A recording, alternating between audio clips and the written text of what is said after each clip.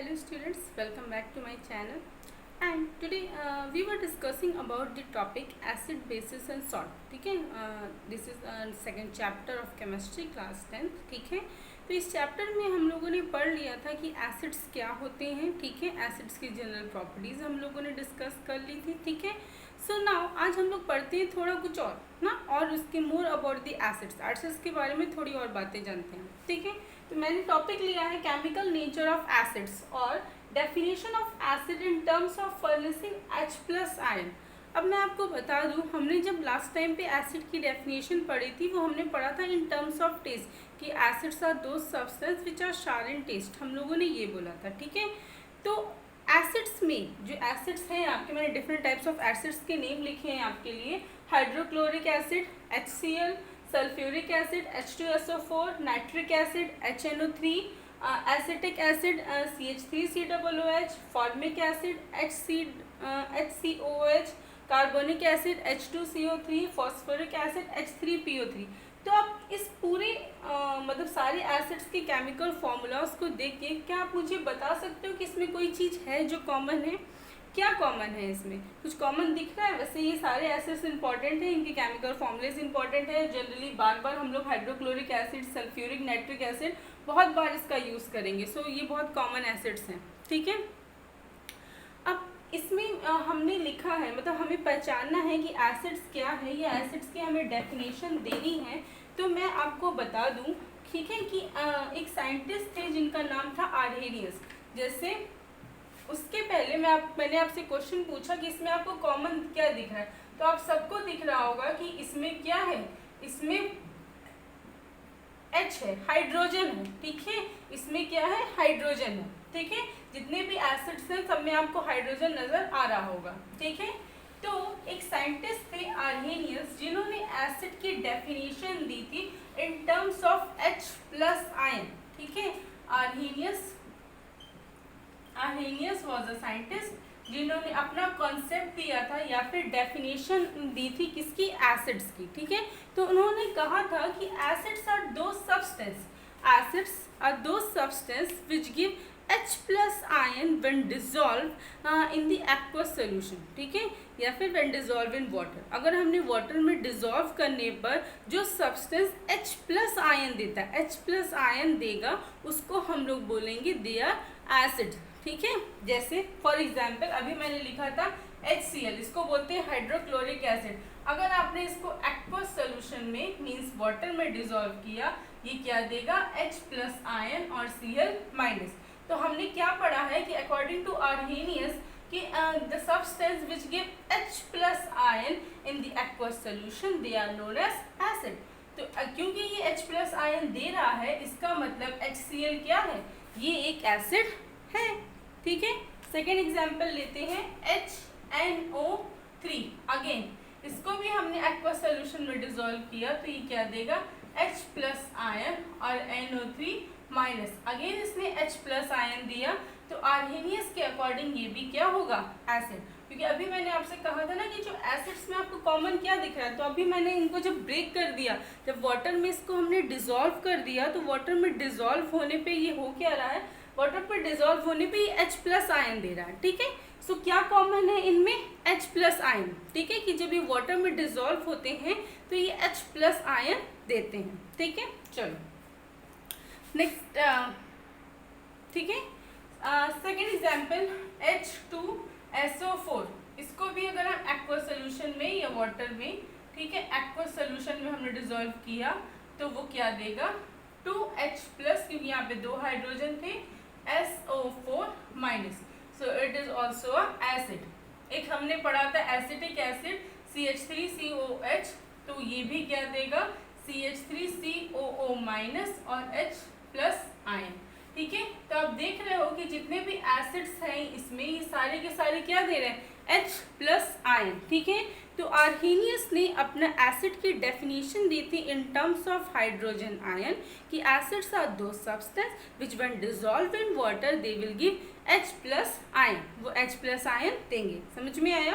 और आपने जितने भी अभी हमने एग्जाम्पल्स लिए उन सब में वो H+ आयन दे रहे हैं, ठीक है। तो ये भी कह सकते हैं कि एसिड में क्या कॉमन है, तो एसिड्स में क्या कॉमन है, H+ आयन, या फिर इन टर्म्स ऑफ हाइड्रोजन आयन के टर्म्स में भी आप एसिड की डेफिनेशन दे सकते हो, ठीक है। चलो, होपफुली इतनी चीजें आपको समझ में आएंगी। अब मैं आपको बता दूं कि ये जो H+ आयन है ये स्टेबल नहीं होता, ठीक है। H+ आयन स्टेबल नहीं होता तो वो वाटर मॉलिक्यूल से फिर से कंबाइन होके ये H+ आयन वाटर मॉलिक्यूल से कंबाइन होके बना देता है H3O+। इसको हम लोग बोलते हैं हाइड्रोनियम आयन। क्या बोलते हैं, हाइड्रोनियम आयन। या तो आप ये भी कह सकते हो कि acids are those substances which give hydronium ion when dissolved in water which give the hydronium ion। आप H+ आयन बोलो और हाइड्रोनियम आयन, H+ क्यों नहीं बोल रहे हैं, H+ बोल सकते हैं बट H+ अनस्टेबल होता है, तुरंत ही वो वाटर के साथ रिएक्ट करके हाइड्रोनियम आयन बना लेगा, H3O+ आयन बना लेगा। इसीलिए आप ये भी कह सकते हो कि acids are those substance which when dissolve in water they will give hydronium ion, ठीक है। सो हाइड्रोनियम आयन ज़्यादा एक्सेप्टेबल है क्योंकि वो H+ हमारा स्टेबल नहीं है, तो वो जनरली वाटर के मॉलिक्यूल के साथ कंबाइन करके H3O+ बना देगा, ठीक है। So this is Arrhenius concept. वैसे डायरेक्टली आर्हेनियस कॉन्सेप्ट के नेम से आपकी एनसीईआरटी में ये मेंशन नहीं है, बट आपको पता होना चाहिए कि एसिड्स में कॉमन चीज़ क्या है, ठीक है। अब जैसे मैंने बोल दिया कि acids are those substance which give H+ ion in aqueous solution, तो क्या जितने भी कंपाउंड्स हैं, ठीक है, जिसमें H+ आयन होगा, ठीक है, मतलब जितने भी कंपाउंड्स हैं, सॉरी, जिसमें हाइड्रोजन होगा, क्या वो सारे के सारे एसिड्स होंगे, क्या वो सारे एसिड्स होंगे या नहीं होंगे, ठीक है। एसिड्स में H+ आयन कॉमन है, तो क्या जितने भी कंपाउंड जिसमें हाइड्रोजन होता है क्या वो एसिड्स होंगे। जैसे फॉर एग्जांपल मैंने लिया C2H5OH या फिर C6H12O6, इन सब के नेम आपको पता होगा। ये इथेनॉल है, ठीक है, इथेनॉल या फिर इथाइल अल्कोहल बोलते हैं। ये हमारा ग्लूकोज है, ठीक है। क्या इसमें भी हाइड्रोजन आयन दिख रहा है, हाइड्रोजन दिख रहा है, मतलब आयन तो नहीं दिख रहा, आयन तो जब ब्रेक होगा तब की बात है, ठीक है। हाइड्रोजन आपको दिख रहा है। तो अब मुझे बताओ क्या ये एसिड्स हैं, तो जब इनको हम वाटर में डिसॉल्व करेंगे, ठीक है, वाटर में डिसॉल्व करेंगे, चाहे वो ग्लूकोज हो चाहे वो इथाइल अल्कोहल इथेनॉल हो, ये H+ आयन नहीं देते। अब क्योंकि ये H+ आयन नहीं देते so they are not acids. Exam में, बोर्ड एग्ज़ाम में अक्सर क्वेश्चन पूछा जाता है कि HCl और HNO3 H2SO4 ये सारे के सारे एसिड्स हैं। सो वाई ग्लूकोज एंड मीन्स ये जो ग्लूकोज है, इथेनॉल है, ये एसिड्स क्यों नहीं है, ये एसिड्स इसलिए नहीं है क्योंकि जब वाटर में इनको डिसॉल्व करते हैं तो ये H+ आयन नहीं देते। हाँ, अब आप ये कह सकते हो कि मैम आपको कैसे पता कि H+ आयन नहीं देते। आपको मैंने बताया था कि हम एसिड को चेक करने के लिए लिटमस पेपर का यूज़ करते हैं या लिटमस सोल्यूशन का यूज़ करते हैं, बताया था, ठीक है। तो जब हमने वाटर में एसिड मिलाया, वो HCl मिलाया, तो HCl अपने आयंस में ब्रेक हुआ।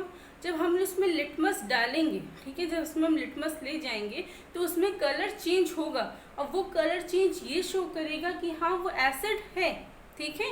और अगर हम ग्लूकोज है या इथेनॉल है, इस केस में वो कलर चेंज नहीं होगा, ठीक है। एक कंडीशन ये, या दूसरी कंडीशन मैं आपको बता दूं इजी, इलेक्ट्रिसिटी। एसिड की जनरली प्रॉपर्टी होती है कि अगर आपने एसिडिक सोल्यूशन लिया है तो वो इलेक्ट्रिसिटी को कंडक्ट करता है, ठीक है। अगर आप एसिडिक सोल्यूशन लेते हैं तो it will conduct the electricity, ठीक है। तो जैसे अगर आपने कैसे इलेक्ट्रिसिटी कंडक्ट करेगा, थोड़ा सा इसको हम लोग पढ़ ले, वैसे भी एक्टिविटी में है एनसीईआरटी में, कि हमने क्या किया कि हमने किसी कंटेनर है, इसमें हमने एक रबर की कॉर्क रख दी, यहाँ पे 2 मैंने आयरन की नेल्स लगा दी। ये क्या है, ये आयरन नेल है, ठीक है। यहाँ पे मैंने आयरन नेल लगा दी। फिर इसके बाद मैंने बाहर एक बैटरी लगा दी है, 6 वोल्ट की बैटरी है, ठीक है। अब इसको वायर के थ्रू मैंने इस बैटरी से कनेक्ट कर दिया, ठीक है। वायर के थ्रू इस बैटरी से कनेक्ट कर दिया और यहाँ पे मैंने एक बल्ब लगा दिया, ठीक है। यहाँ पे मैंने एक बल्ब लगा दिया, बहुत अच्छा बल्ब तो नहीं है ये, ठीक है, ऐसे ही कंसीडर कर लेते हैं कि यहाँ पे हमने एक बल्ब लगा दिया, ठीक है। अब ये तो हमने बल्ब लगा दिया और इसको वायर से कनेक्ट कर दिया, यहाँ पे मैंने स्विच लगा दिया और ये यहाँ पे भी कनेक्शन कर दिया है वायर से, ठीक है। अब ये वायर कनेक्ट हो गया, तो और इसमें ये जो है इसमें हमने वाटर लिया, ठीक है, क्या लिया, वाटर प्लस H2SO4 और डाइल्यूट सोल्यूशन बनाया। कैसा सोल्यूशन बनाया, डाइल्यूट, डाइल्यूट सोल्यूशन होगा या कंसंट्रेटेड। तो हमने डाइल्यूट सोल्यूशन बनाया, वाटर में हमने H2SO4 मिला के इसका एक डाइल्यूट सोल्यूशन तैयार किया। तो जैसे ही बैटरी से वोल्टेज मिला, सर्किट कंप्लीट हुआ, करंट फ्लो होना स्टार्ट होगी। तो करंट फ्लो होने के केस में ये जो बल्ब यहाँ से कनेक्टेड है ये ग्लो करना स्टार्ट कर देगा। जब ये ग्लो करना स्टार्ट कर देगा तो ये शो करता है, क्योंकि ये बल्ब ग्लो कर रहा है इसका मतलब ये है कि ये जो एसिडिक सोल्यूशन है it can conduct the electricity. अगर आप इसमें HCl लोगे, H2SO4 लोगे, HNO3 लोगे तो वो इलेक्ट्रिसिटी को कंडक्ट करेगा, ठीक है। So acidic solution can conduct the electricity, ये भी एक प्रॉपर्टी ही है आपकी एसिड्स की, एक्टिविटी में मेंशन है, ठीक है। तो this is the property. But जब इसी में हमने जब हमने इसमें मतलब H2SO4 की जगह पे अगर मैं यहाँ पे ग्लूकोज ले लूँ या C2H5OH इथेनॉल ले लेते हैं, तब ये जो बल्ब है वो ग्लो नहीं करेगा। क्यों ग्लो नहीं किया, अब बल्ब क्यों नहीं ग्लो किया, क्योंकि ये जो बल्ब है, ठीक है, क्यों ग्लो नहीं कर रहा है, जब हमने ग्लूकोज लिया इसलिए ग्लो नहीं किया क्योंकि ग्लूकोज जो है वो अपने आयंस में ब्रेक नहीं होते, ठीक है, वो थोड़े से कॉम्प्लेक्स कंपाउंड है तो वो अपने आयंस में ब्रेक नहीं होंगे। इनफैक्ट जब जैसे ही H2SO4 को आप वाटर में डालोगे तो अभी मैंने आपको बताया था कि वो H+ मतलब वो अपने आयंस में ब्रेक हो जाएगा, वो अपने आयंस में ब्रेक हो जाएगा। तो जब वो अपने आयंस में ब्रेक हो रहा है तो क्यों, इलेक्ट्रिसिटी की कंडक्शन के लिए हमें चाहिए क्या, आयंस की जरूरत होती है। चार्ज स्पीसीज ही आयंस होते हैं, पॉजिटिव नेगेटिव। तो ये अपने आयंस में ब्रेक हो जा रहा है, दैट्स व्हाई वो इलेक्ट्रिसिटी कंडक्ट कर रहा है, ठीक है, समझ में आया। तो ग्लूकोज या फिर इथाइल अल्कोहल क्यों इथेनॉल क्यों आपका एसिड नहीं है, बिकॉज उसमें हाइड्रोजन तो है बट वो हाइड्रोजन अपने आयंस में ब्रेक नहीं हो रहा है, और जब नहीं ब्रेक हो रहा तो it will not conduct the electricity. और इलेक्ट्रिसिटी कंडक्ट करना is a important property of acids, ठीक है। एसिडिक सॉल्यूशंस जो होंगे वो इलेक्ट्रिसिटी को कंडक्ट करेंगे। आई होप आपको मेरा पॉइंट समझ में आ गया होगा, ठीक है।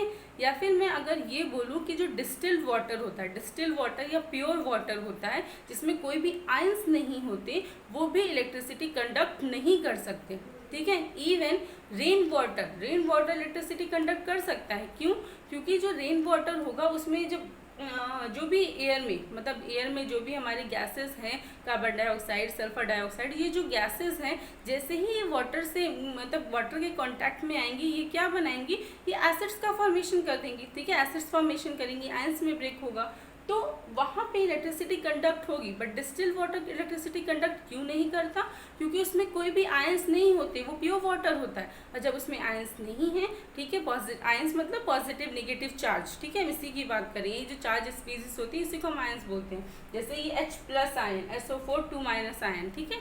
सो ये जो आयंस में ब्रेक नहीं हो रहा है, इस वजह से इलेक्ट्रिसिटी कंडक्ट नहीं होगी, ठीक है। तो अगर मे भी आपसे क्वेश्चन ये आ जाए, why rain water can conduct electricity, why distilled और pure water can not conduct electricity, the reason behind is there is no ion in the ions in the distilled और pure water, but ions are present in rain water, that's why it can conduct the electricity, ठीक है। तो आपको एक चीज़ समझ में आनी चाहिए कि जो एसिड्स है उसमें कॉमन चीज़ क्या है। According to Arrhenius concept, acids are those substance which give H+ ion in the aqueous solution, ठीक है, समझ में आया।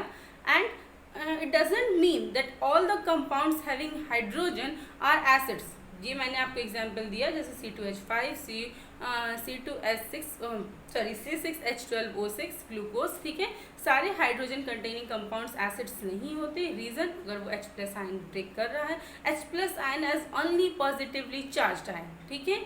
तो अगर वो दे रहा है इन दैट केस वो एसिड होगा, नहीं दे रहा है in that case it is not acid. और मैंने आपको सेकंड कंडीशन बताई कि यहाँ पे वो इलेक्ट्रिसिटी कंडक्ट करता है, तो electricity conduction is an important property of acidic solutions, ठीक है। होपफुली स्टूडेंट्स आपको मेरा पॉइंट समझ में आ गया होगा, ठीक है। अगर आ गया है तो लाइक करना। If you have any doubt you can ask in the comment section. If you have not subscribed yet, please subscribe and press the bell icon to get the latest update. Thank you.